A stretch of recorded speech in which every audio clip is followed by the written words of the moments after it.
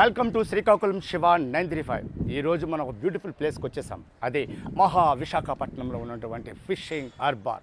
Exported ఇంపోర్టెడ్కి చేపలు రవాణా ఎలా జరుగుతుంది, ఇక్కడ సముద్రంలో ఆ చేపలు ఎలా పడతారు, సముద్రంలోకి వెళ్ళి కూడా ఆ విశేషాలన్నీ కూడా తెలుసుకుందాం. మీకోసం బ్యూటిఫుల్ వీడియో చేయడానికి నేను రెడీగా ఉన్నాను.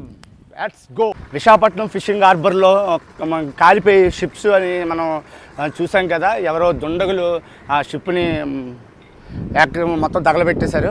ఆ షిప్స్ మీరు చూడొచ్చు. ఇదిగోండి ఈ స్పాట్లో అక్కడి నుంచి ఆ జెట్టి దగ్గర నుంచి ఈ స్పాట్కి తీసుకురావడం జరిగింది. ఇదంతా ఫిషింగ్ హార్బర్కి లాస్ట్ స్టేజ్ అనమాట. ఇది దాటిన తర్వాత బ్యాక్ సైడ్ ఈ గేట్ బ్యాక్ అయితే సముద్రం ఉంటుంది. ఇదిగోండి చూడండి, ఎంత పెద్ద షిప్స్ అయితే మాత్రం ఎంత ఘోరంగా కాలిపోయి మీరు చూడొచ్చు. మీరు చూస్తే అర్థమవుతుంది ఇది షిప్స్ ఎంత ఘోరంగా అయితే కాలిపోయేవి. మీరు మనందరం లాస్ట్ టైం చూసే ఉన్నాం. ఎస్పెషల్గా చాలా షిప్స్ అయితే కాలిపోయావని చెప్పడం జరిగింది. చూడండి ఎంత భారీ షిప్స్ అయితే ఇంత ఘోరంగా కాలిపోయేవి.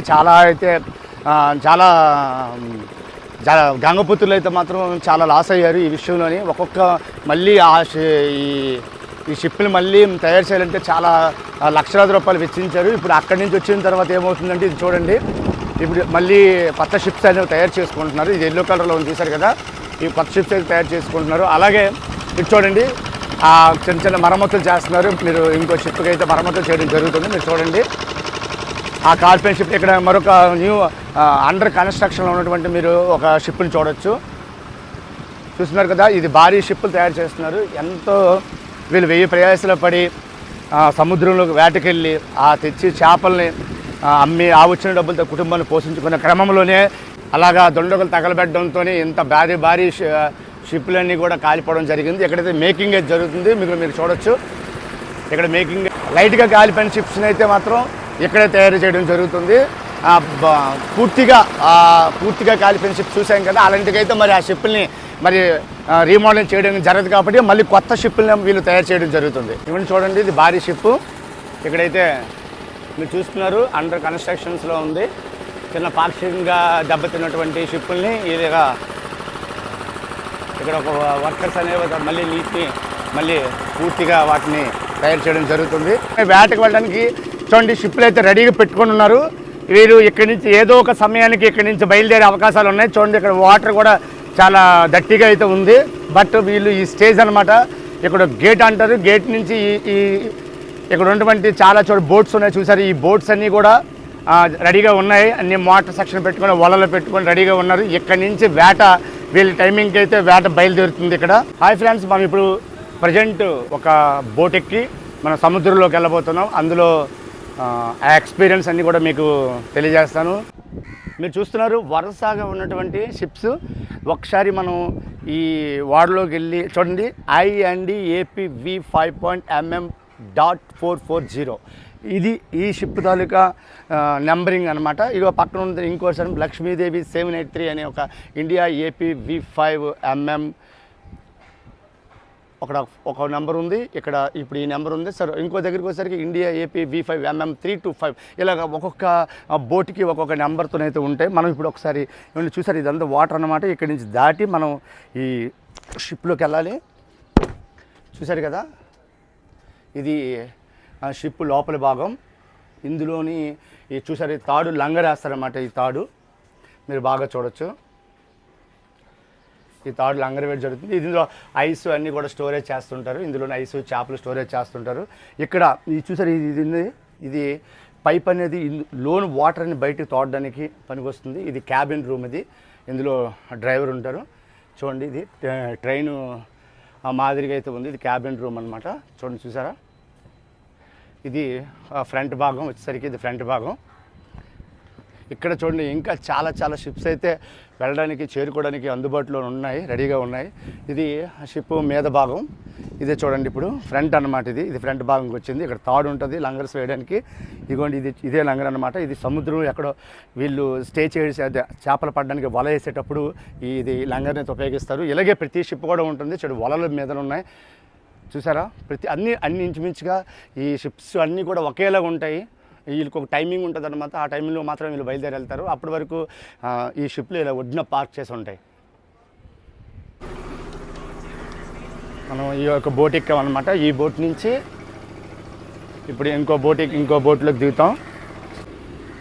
మనం ఎక్కబోయే ఒక బోట్ అయితే వస్తుంది ఇక్కడికి. మనం ఈ బోట్లో ఎక్కి మనం సముద్రంలోకి వెళ్ళబోతున్నాం. వాతావరణం చూడండి, ది మోస్ట్ బ్యూటిఫుల్ ఎక్స్పీరియన్స్. చూస్తున్నారు కదా, మనం బోట్లో ప్రయాణం చేస్తున్నాం. A beautiful experience. మనం ఇప్పుడే ఆ బార్డర్ నుంచి మనం ఇప్పుడే వచ్చాం. ఇక్కడ మన సాయి ఉన్నారు ఇక్కడ.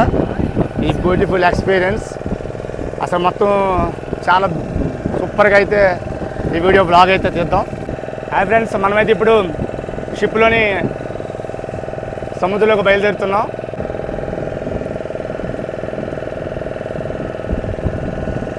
ఇది మన ఫ్రెండ్స్ అన్నమాట. వీళ్ళు మన ఫ్రెండ్స్ మనకు చాలా సపోర్ట్ చేశారు. ఈరోజు మనం ఈ షిప్లోని ఈ మోటార్ బోట్ అనమాట. ఈ మోటార్ బోట్లో మనం ప్రయాణం చేస్తున్నాం.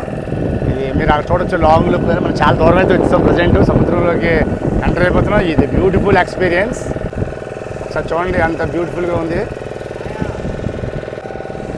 కొద్దిగా టెన్షన్గా అయితే ఉంది, కానీ చూడండి ఒకసారి వాటర్ అసలు మంచి ఫ్లోలో అయితే ఉంది. మనైతే ఆల్రెడీ సముద్రంలోకి వచ్చాం. ఇదే ఫస్ట్ టైం ఇది సముద్రంలోకి రావడం. చాలా టెన్షన్గా అయితే ఉంది. హాయ్ ఫ్రెండ్స్, ఈరోజు మనం సముద్రం ఎందుకు వచ్చామంటే చాలామంది చేపలు పట్టడానికి వెళ్తుంటారు కదా, గంగపుత్రులు. దేవుడా ఫ్రెండ్స్, మనం సముద్రం మధ్యలో ఉన్నాము. ఇది ఒక బ్యూటిఫుల్ ఎక్స్పీరియన్స్. అసలు చూడండి ఒకసారి, ఇది చాలా గ్రేట్ బ్యూటిఫుల్ ఎక్స్పీరియన్స్. నిజంగా చాలా అద్భుతమైన ఎక్స్పీరియన్స్. చూసారా, మనం సముద్రం మధ్యలో ఉన్నాము. ఇది నిజంగా నా ప్రేక్షకులకు, నా యూట్యూబ్ ఛానల్, నా సబ్స్క్రైబర్స్కి కాకుండా మొత్తం అందరికీ కూడా ఇది ఒక మంచి గుడ్ ఎక్స్పీరియన్స్ ఇస్తుందని అయితే నేను ఆశిస్తున్నాను. సముద్రంలోని ఇలాగా ఒక చిన్న బోటు మీద ఈ ప్రయాణం బాగుంది. చూడండి కెరటాలు. ఇది ఒక అద్భుతమైన ఫీలింగ్. ఇది నిజంగా చెప్పాలంటే థ్యాంక్స్ టు నా ఫ్రెండ్స్ చాలామంది ఉన్నారు. అందరికీ కూడా ఎస్పెషల్ థ్యాంక్స్ చెప్తున్నాను.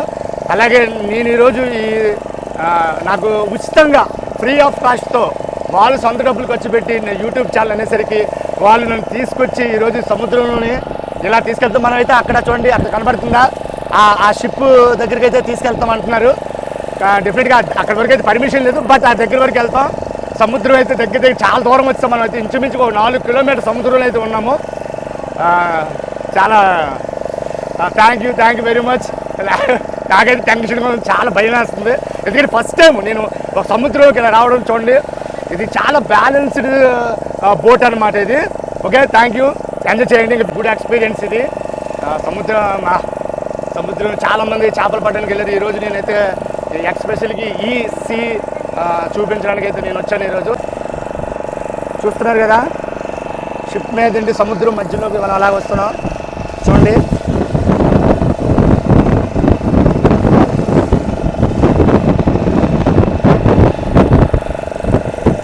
ఇక్కడ Julayi and Magadheera cinema shootings అయితే జరిగాయి. మనం ఇక్కడికి ఈ ఏరియాకి రావడం జరిగాం. సుమారు ఒక 5 కిలోమీటర్ జర్నీ చేసి మనం చుట్టూ తిరిగి ఫిషింగ్ హార్బర్ నుంచి అయితే రావడం జరిగింది.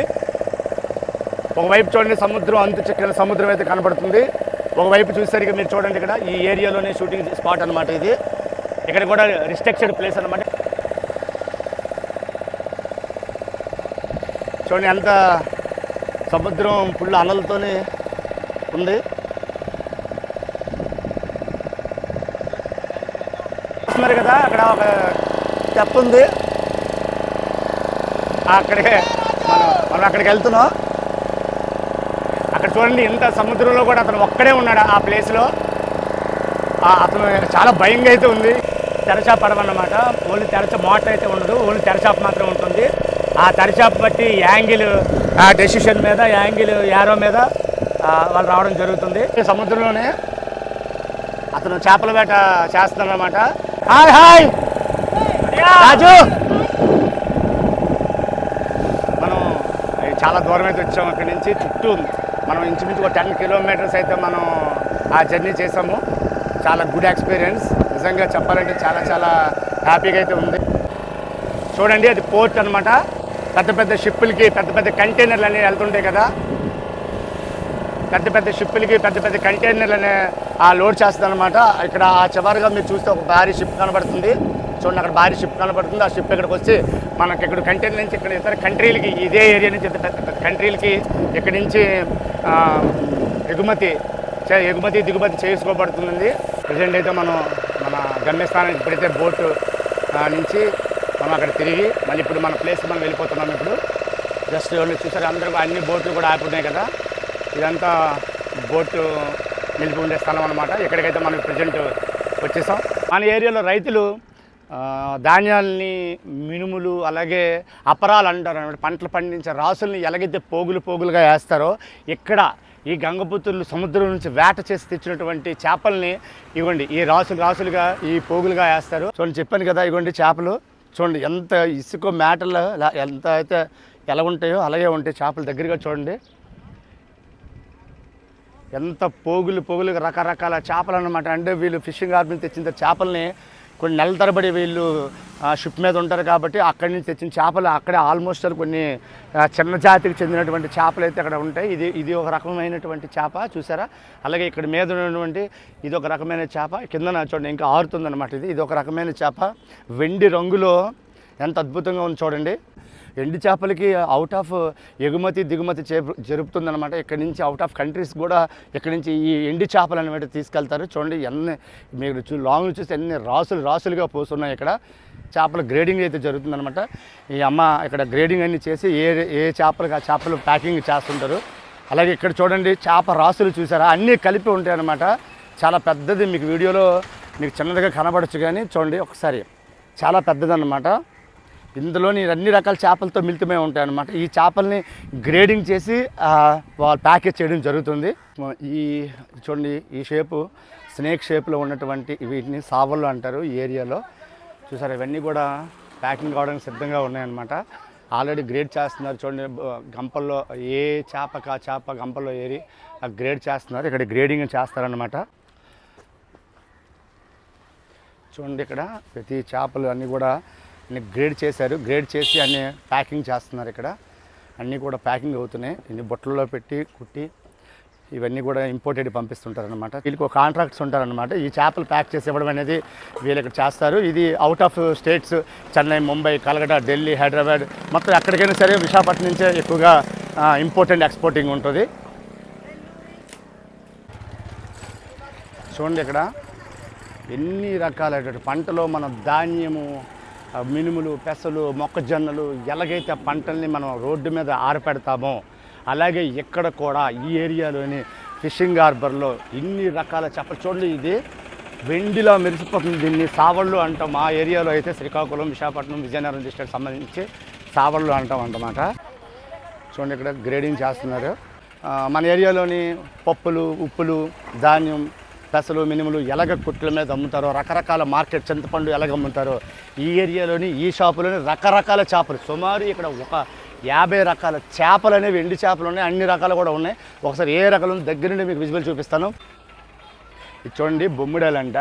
మన పచ్చి బొమ్మిడాలు అయితే ఎలా కనబడితే ఇప్పుడు వచ్చేసరికి ఎండిపోయిన బొమ్మిడాలు. చూడండి, రకరకాల చేపలు అన్ని ఎండు చేపలే. ఇక్కడ కోనే ముక్కలు చూడండి, కోనే ముక్కలు, సావళ్ళు, వంజరాలు చూడండి ఒకసారి. ఇవన్నీ కూడా ఇక్కడ వేసారు రకరకాల చేపలు అన్నమాట. ఇవన్నీ కూడా ఇక్కడ వీళ్ళు ఇక్కడ ఓన్లీ ఎండు చేపలు దొరుకుతాయి. అందులో మీరు ఇక్కడ చూడండి రొయ్యలు అనమాట. రొయ్యలు ఇది ఒక పెద్ద రకం రొయ్యి గుండ అంటారు. చూడండి ఫ్రెండ్స్, మనం ముందుగా చెప్పుకున్నాం చేపలు ఇంపోర్ట్ అండ్ ఎక్స్పోర్టెడ్. చేపలు అయితే మనం ఎప్పుడు ఇంపోర్టెడ్ చేసుకోం కానీ ఎక్స్పోర్ట్ మాత్రం చేస్తాం. ఇలాగా వైట్ బాక్సుల్లో ప్యాక్ చేసి టేపులు బ్యాక్ చేసి ఏ స్టేట్లో అయినా ఇలాగ లారీలకు ఇచ్చి ఏ స్టేట్కైనా పంపిస్తుంటారు. ఆల్ ఇండియా పర్మిట్ లారీలు ఉంటాయి అన్నమాట. ఇలాగ ప్యాక్ చేసి ఏ స్టేట్కి ఆ స్టేటు, ఏ విలేజ్కి ఆ విలేజ్ ఎక్కడ పడితే అక్కడ పంపిస్తూ ఉంటారు. ఈరోజు విశాఖపట్నంలో ఉన్నటువంటి ఫిషింగ్ హార్బర్లో ప్రతి అణువు మీకు చూపించాను. చేపలు, వాటి వివరాలు, అలాగే సముద్రంలోకి వెళ్ళాం. ప్రతిదీ కూడా మీకు ఈ వీడియో నచ్చిందని నేనైతే అనుకుంటున్నాను. ఈ వీడియో మీకు కూడా నచ్చితే లైక్ చేయండి, షేర్ చేయండి, సబ్స్క్రైబ్ చేయండి, కామెంట్ చేయండి. మర్చిపోకుండా పక్కనే ఉన్న బెల్ ఐకాన్ నొక్కి నన్ను సబ్స్క్రైబ్ చేసుకోండి. మీకోసం ఎన్నో వీడియోలు మీకు అందుబాటులో ఉంటాయి. నేను మీ శ్రీకాకుళం శివ 935.